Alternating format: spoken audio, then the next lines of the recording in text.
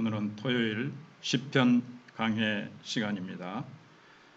찬송을 337장 1절만 부르도록 하겠습니다.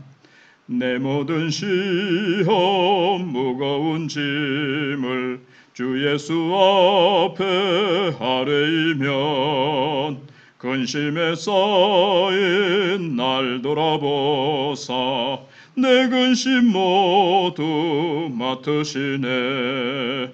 무거운 짐을 나 홀로 지고 견디다 못해 쓰러질 때 불쌍히 여겨 구원해 주리. 은혜의 주님 오직 예수. 아멘. 오늘은 시편 77편 1절로 20절 말씀을 봉독해 드리겠습니다. 아사브의 시, 인도자를 따라 여도둔의 법칙에 따라 부르는 노래. 내가 내 음성으로 하나님께 부르짖으리니 내 음성으로 하나님께 부르짖으면 내게 귀를 기울이시리로다. 나의 환난 날에 내가 주를 찾았으며 밤에는 내 손을 들고 거두지 아니하였나니 내 영혼이 위로받기를 거절하였도다. 내가 하나님을 기억하고 불안하여 근심하니 내 심령이 상하도다. 주께서 내가 눈을 붙이지 못하게 하시니 내가 괴로워 말할 수 없나이다. 내가 옛날 곧 지나간 세월을 생각하여 싸우며 밤에 부른 노래를 내가 기억하여 내 심령으로 내가 내 마음으로 간구하기를 주께서 영원히 버리실까? 다시는 은혜를 베풀지 아니하실까? 그의 인자하심은 영원히 끝났는가? 그의 약속하심도 영구히 패하였는가? 하나님이 그가 베푸실 은혜를 잊으셨는가? 노하심으로 그가 베푸실 긍휼을 그치셨는가 하였나이다. 또 내가 말하기를 이는 나의 잘못이라. 지존자의 오른손의 해 곧 여호와의 일들을 기억하며 주께서 옛적에 행하신 기이한 일을 기억하리이다. 또 주의 모든 일을 작은 소리로 읊조리며 주의 행사를 낮은 소리로 되뇌이리이다. 하나님이여 주의 도는 극히 거룩하시오니 하나님과 같이 위대하신 신이 누구오니이까?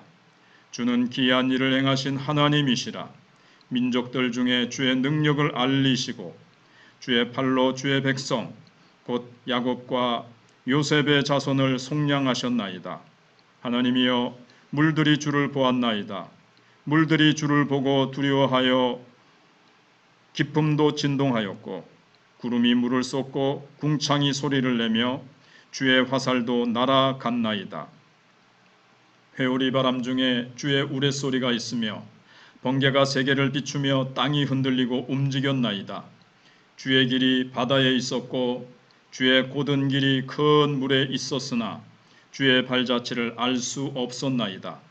주의 백성을 양떼같이 모세와 아론의 손으로 인도하셨나이다.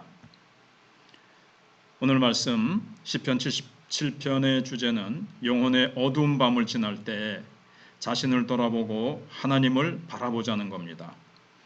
핵심 질문은 어떻게 영혼의 어두운 밤을 잘 통과할 수 있을까 하는 것입니다. 신앙인의 삶에 항상 밝은 날만 있는 것이 아닙니다. 영혼의 어두운 밤은 누구에게나 찾아옵니다. 욥과 같이 태어난 나를 저주하고 예레미야처럼 왜 나를 부르셨냐고 항변하고 싶을 때가 누구에게든 찾아올 수 있습니다. 이런 영혼의 어두운 밤에 신자는 어떻게 해야 할까요? 먼저 첫째로 정직하게 고백하라는 것입니다. 하나님께서 대답해 주시기만을 바라며 부르짖고 또 부르짖었고 끝이 보이지 않는 캄캄한 환난의 밤을 주를 찾고 기도하며 보냈지만 새벽은 오지 않았습니다. 친구들의 위로마저 하나님이 준 상처를 아물게 하지 못했습니다. 하나님을 묵상할수록 한숨이 나오고 심령이 상했고 잠을 이루지 못했으며 괴로움은 말로 다 할 수 없었습니다. 끝내 해명되지 않는 고난과 하나님의 침묵은 우리의 이해와 신앙마저 뒤흔듭니다. 시인은 응답이 없는 하나님 앞에서 절망하며 탄식합니다. 하지만 그게 나쁜 것만은 아닙니다. 그 절망과 탄식은 불신의 고백이 아니라 바른 기도의 출발점이기 때문에 그렇습니다. 정직하게 자신의 고통을 하나님께 털어놓아야 합니다. 영혼의 어두운 밤에 하나님과 씨름하는 사람이 밝은 아침을 영광스럽게 맞이할 수 있습니다. 하나님께서 구원하신 옛일을 기억할수록 현재 하나님의 침묵이 아프게 다가왔습니다. 3, 4절을 보시면 되겠습니다. 즐거이 찬양하던 기억이 신음과 한숨소리 가득한 오늘을 더욱 절망스럽게 하였습니다. 7절입니다. 정반대로 변한 상황이 하나님이 변심하시고 변덕스러워지신 것이 아닌가 하는 의심스럽게 시인의 눈에 그렇게 보였다는 거죠. 7절로 9절입니다. 그러나 그때에 영혼의 그 어두운 밤이 나를 찾아와서 절망스럽고 힘들고 의심이 가득 찰 때 두 번째로 할 일은 자신을 돌아보라는 겁니다. 시인은 자신의 잘못을 돌아보고 인정합니다. 10절에 이는 나의 잘못이라 이렇게 고백합니다. 거룩하신 하나님 앞에 서면 그제야 자신의 죄가 보입니다. 내가 얼마나 더러운지 알게 됩니다. 그때 자기 죄를 고백해야 합니다. 내가 스스로 거두어드리고 티끌과 제 가운데서 회개하나이다. 욥도 42장 6절에서 그렇게 고백했지요. 그 다음에 마지막 세 번째로 하나님이 하신 일을 기억하라는 겁니다. 시인은 절망을 딛고 이스라엘의 역사 속에서 하나님께서 행하신 일을 기억합니다. 홍해의 기적을 중심으로 출애굽 사건을 회상합니다. 처음부터 우리의 조건을 보고 구원을 시작하지 않으신 하나님의 성품을 묵상합니다. 하나님과 같은 신이 없고 하나님만이 홀로 구별된 거룩한 분이심을 증명한 출애굽 사건을 회상합니다. 이스라엘 백성이 노예 상태였습니다. 그들이 뛰어난 실력과 세상적인 어떤 귀한 것들을 가진 조건을 보신 것이 아니라 노예 상태요 아무런 볼품없는 그들을 하나님께서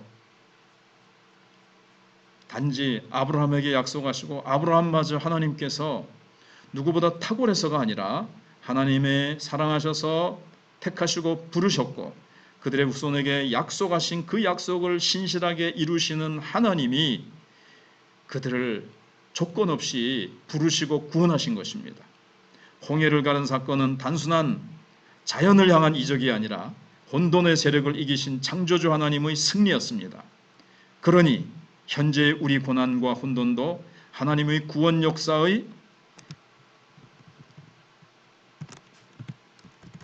전 단계일 뿐 하나님 나라의 실패가 결코 아니라고 말할 수가 있었던 것입니다. 혹시 절망하며 지금 탄식하고 계십니까? 죄로 인해 죽을 수밖에 없었던 깊은 절망에서 하나님을 만나고 구원받은 그 놀라운 은총의 시간을 기억하십시오. 답답한 현실, 응답 없는 기도에 지쳐 있습니까? 십자가의 은총을 깊이 묵상하십시오. 하나님의 측량할 길 없는 사랑에 감격하여 울던 그때를 기억하십시오. 그 기억이 우리의 영혼을 살립니다. 그 기억을 통해 다시금 하나님 앞에 나아가십시오. 하나님께서 새 힘을 부어주실 것입니다. 하나님께서 나를 찾아와 주실 것입니다. 아멘.